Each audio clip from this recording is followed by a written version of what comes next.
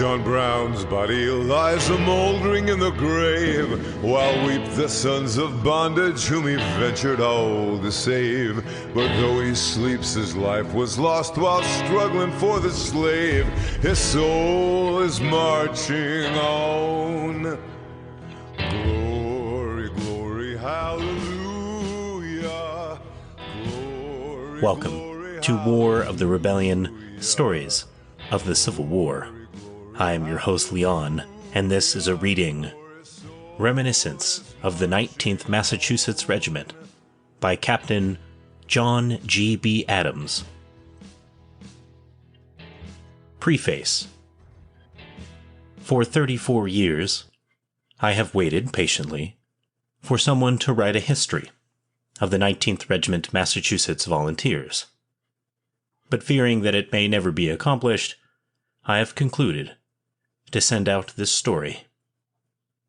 I do not dignify it by calling it a history. It is simply a soldier's story, told by one of the boys. Most of it is written from memory.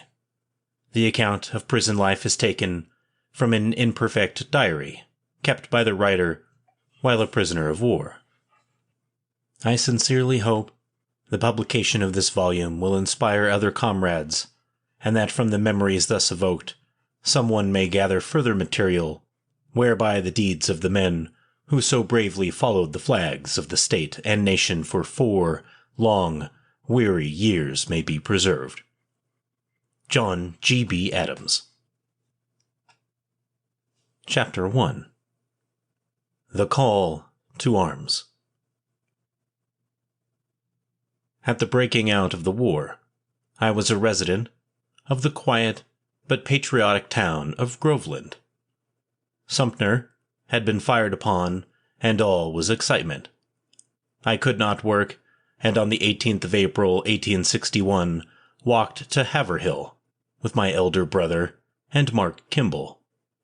We went to the armory of the Hale Guards, who were making active preparations to march, and I returned home that night, resolved to go with them if possible. The next day, we walked to Haverhill again, and I at once interviewed Captain Messer, but was informed that the company was more than full, so I could not go with it. I had said nothing to my brother, or Mark of my intention, but as we were walking home, I found that we all had the same desire.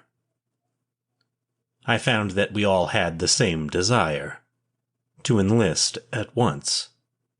We talked the matter over, and concluded that as Company A of the 1st Battalion of Rifles, an old militia company located in West Newbury, and then under arms, would soon be ordered away, we would join it.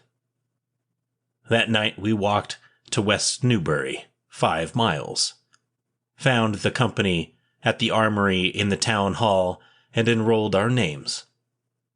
Company A was one of 3 that composed the 1st Battalion of Rifles, commanded by Major Ben Purley Poor.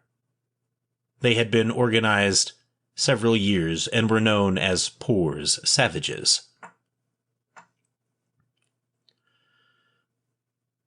They were armed with Windsor rifles and saber bayonets, the rifle and bayonet weighing about 15 pounds. The uniform was dark green, trimmed with light green, and as I donned it for the first time, it was hard to tell which was the greener, the soldier or the uniform. We had a peculiar drill. Most of it, as I can remember, consisted of running around the town hall in single file, giving an Indian war whoop and firing into the corner of the hall as we ran. I was a soldier now. I did not walk the streets as I had done, but marched, always turning a square corner. People grasped me by the hand and congratulated me on my courage. I did not see where the courage came in. The Sons of Temperance, of which my brother Isaac and myself were members, presented us at a public meeting with 2 suits of underclothes and havelocks, housewives, testaments, etc., so that before we received our army outfit, we had enough to load a mule. We waited for orders to march, but none came, and from being heroes we began to be looked upon with disgust, and we were the most disgusted of all, as we would meet friends on the street and they would say, "Is it not about time to have another public meeting to bid you fellows goodbye?" Or, "You will want some more shirts before you leave."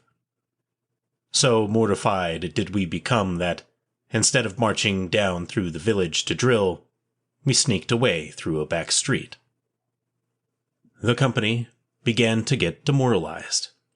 Men were leaving every day, going to other states or to regiments that had been ordered to the front.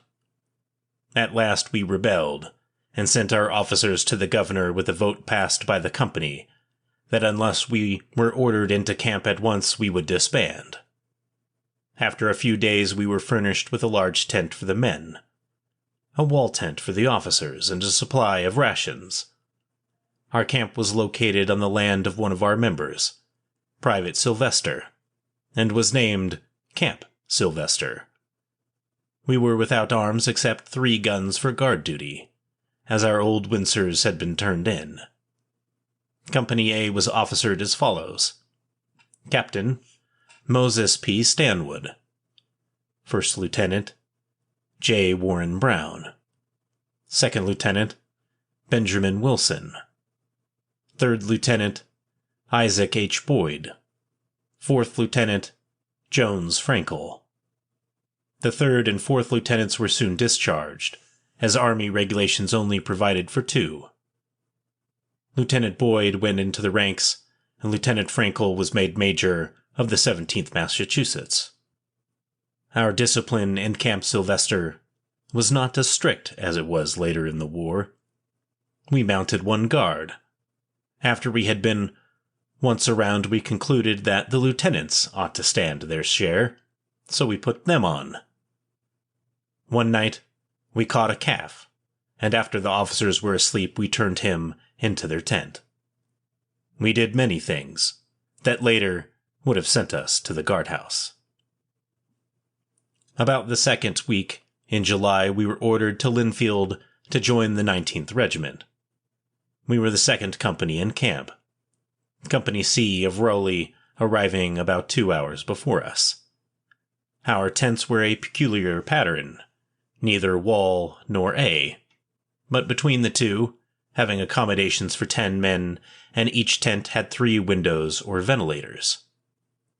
For a time, we were under the command of Colonel Lyman Dyke, who also commanded the 17th Regiment, located near us. At Linfield, I was promoted to 6th Corporal, and my troubles began.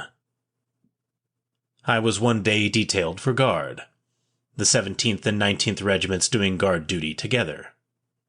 When I posted my relief, I had 1 more man than posts, so I made a new post. The officer of the day asked me what I did with the supernumerary. I said that I put him on in the rear of the ice house. He desired to know who gave me authority to create new posts, and I replied that I supposed I was to use up my men. As soon as the guards were posted, they began to call Corporal of the Guard. When I went to them, they wanted a drink of water. I asked the officer of the day if it was my duty to carry water to them. He said it was. So I toted the water pail the 2 hours of my relief was on. At night, the men went to their quarters. I found where they slept and made arrangements to call them.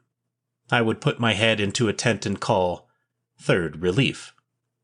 And instead of the men coming out, a boot with an oath came at me. As I could not get enough for relief, I turned out the drummer and had him beat the long roll. This brought out the officer of the day, but very few of the men, as they did not know what it meant any more than I did. Collecting what I could, we started to relieve the guard. But I soon found that I had more than men enough, as at nearly every post we found the musket stuck into the ground and the man missing. When relieved in the morning, I was disgusted with being an officer, and longed for the freedom of a private. Recruits were fast arriving. Company A went into camp with about 60 men, and every day some new man was voted in, as we had not given up the old militia method of electing our members. Skeleton companies were arriving, consisting of an officer and a few men, who were given a letter and assigned a place in line. Among the first to arrive was Captain Mahoney. His company was given the letter E. Captain Mahoney was an energetic officer and anxious to drill his men.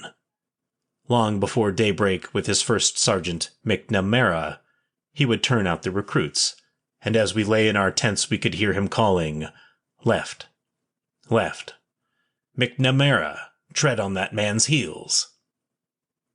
It was not very long before we had the required number of companies, the last to arrive being the Boston Tiger Fire Zouaves, and my story from this point will include the regiment as well as Company A. One day in August, we saw a military man looking over the camp. We soon learned that it was Colonel Hinks, who had just returned from 3 months' service with the 8th Massachusetts. In a few days, he was assigned to the command of the 19th, and from that moment, what had been a uniformed mob became a regiment of soldiers.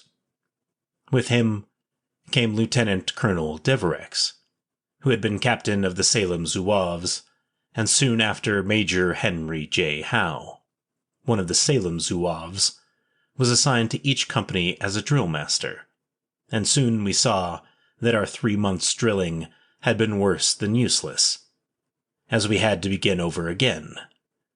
And it was hard to teach old dogs new tricks, but the Zouaves won our respect, and every man was anxious to do his best. Very soon, a change took place in the line officers. A Zouave was commissioned in nearly every company. Company A retained Captain Stanwood, but lost both lieutenants, C. M. Merritt being made first lieutenant, and Isaac H. Boyd, who had enlisted as a private, second lieutenant. On August 27th, we were ordered to strike tents and prepare to march. That night, for the first time, we slept on the ground, with only the blue sky for shelter. The next day, we took cars for Boston. Our knapsacks were slung for the first time and loaded with everything that it was possible to stow away. Being anxious that my best girl should see me in the full garb of a warrior, I arrayed myself in heavy marching order and went to the Ambrotype Saloon to have my picture taken. I have seen that picture since the war.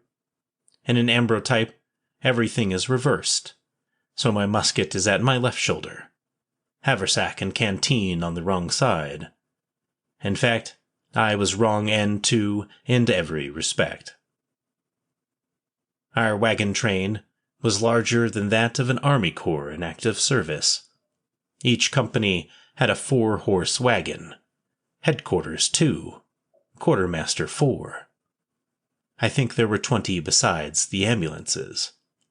We arrived in Boston in the afternoon. It was the second time I had been in the city, and as we halted on the common and no friend came to bid me goodbye, the first feeling of homesickness came over me, and I began to realize that at last we were real soldiers, and that the enjoyments of camp life at home were fast falling to the rear. We went to New York by the Fall River line. I had never been on a steamboat before and was very sick. Landing in New York, we marched up Broadway. My knapsack weighed a ton, and I was so sick that I could not hold up my head, yet dared not fall out for fear I should get lost. We were marched to a barrack, and given some thin soup and a testament. I had already 2 testaments in my knapsack, but I took this, although I wished they had put a little more money in the soup, and passed the testament. I do not remember what route we took from New York, but we went part of the way by boat, and arrived in Philadelphia the next morning.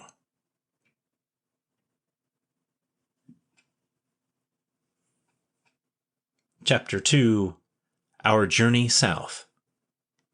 We will do next week. All right. Let's move on to these short notes here. I'm going to keep it brief. The beginning of this story in chapter 1 is pretty funny. First of all, wanting to leave but not being able to leave and basically having to revolt to go to war. Oh, if only they knew what was in store for him. And Mr. Adams finding out what the responsibility is like after he got promoted to corporal is hilarious. I mean, telling the drummer to start the long roll in camp just so he could wake people up for their duty is hilarious. And I bet people told that story for ages. I know personally, I still have dreams about being woken up for fire watch with a light shining in my face, and for whatever reason, it still happens for me.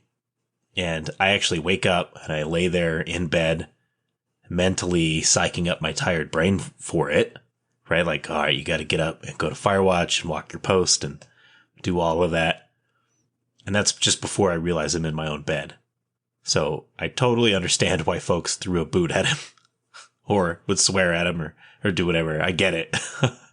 I wish I could have, but anyway, everyone, thank you for your patience. I know it's been a little bit longer, but things are crazy out here on the farm with springtime, and it just does not slow down.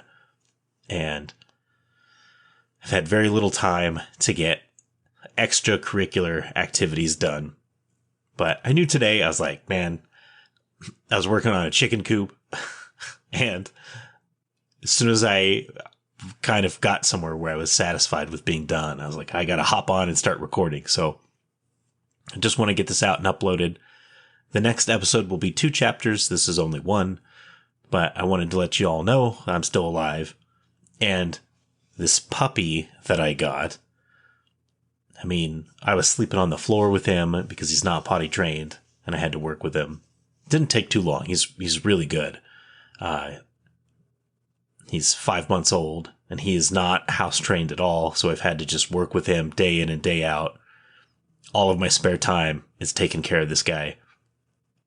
So, oh boy, he's something else. So, all right, with that, my friends, I am out of here. Oh, and if you're wondering what kind of puppy he is a King Shepherd, and he, at 5 months, is already a big boy. So I imagine he's going to get quite a little bit bigger. But with that, I'm out of here. I'll see you next week. Have a great one and stay safe. And bye-bye. Old John Brown's body lies a-mouldering in the grave, while weep the sons of bondage whom he ventured all to save. But though he sleeps, his life was lost while struggling for the slave. His soul is marching on. Glory, glory, hallelujah. Glory, glory, hallelujah. Hallelujah, for his soul is marching on.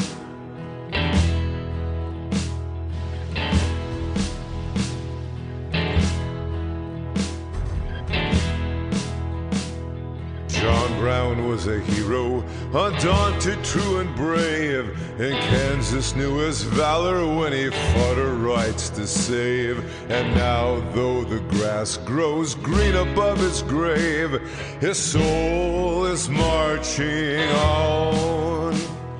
Glory, glory, hallelujah. Glory, glory, hallelujah.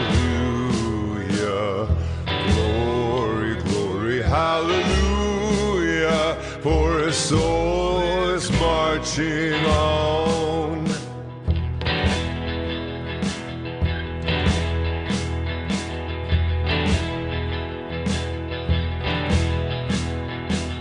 He captured Harper's Ferry with his 19 men so few, and frightened old Virginia till she trembled through and through. They hung him for a traitor, themselves a traitorous crew, but his soul is marching on. Glory, glory, hallelujah. Glory, glory, hallelujah. Hallelujah, for his soul is marching on.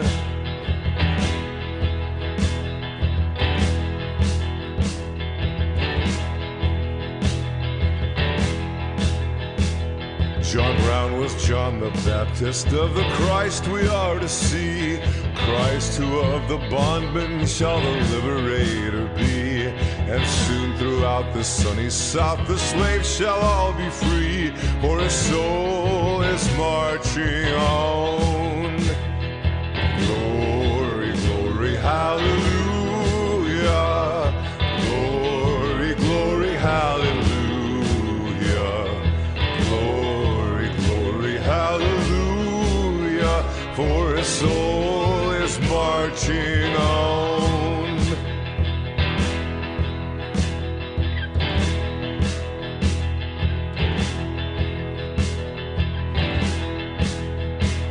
The conflict that he heralded, he looked from heaven to view on the army of the Union with its flag red, white, and blue. And heaven shall sing with anthems o'er the deed they mean to do, for his soul is marching on.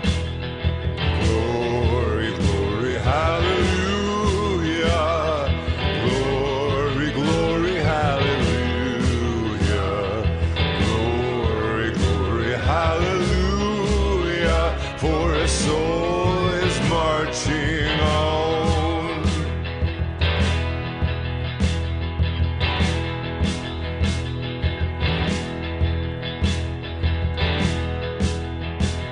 Ye soldiers of freedom, then strike while strike ye may, the death blow of oppression in a better time and way. The dawn of old John Brown has brightened into day, and his soul is marching on. Glory, glory, hallelujah. Glory, glory, hallelujah. Glory, glory, hallelujah, for his soul is marching on. Glory, glory, hallelujah. Glory, glory, hallelujah. Glory, glory, hallelujah, for his soul is marching on. For his soul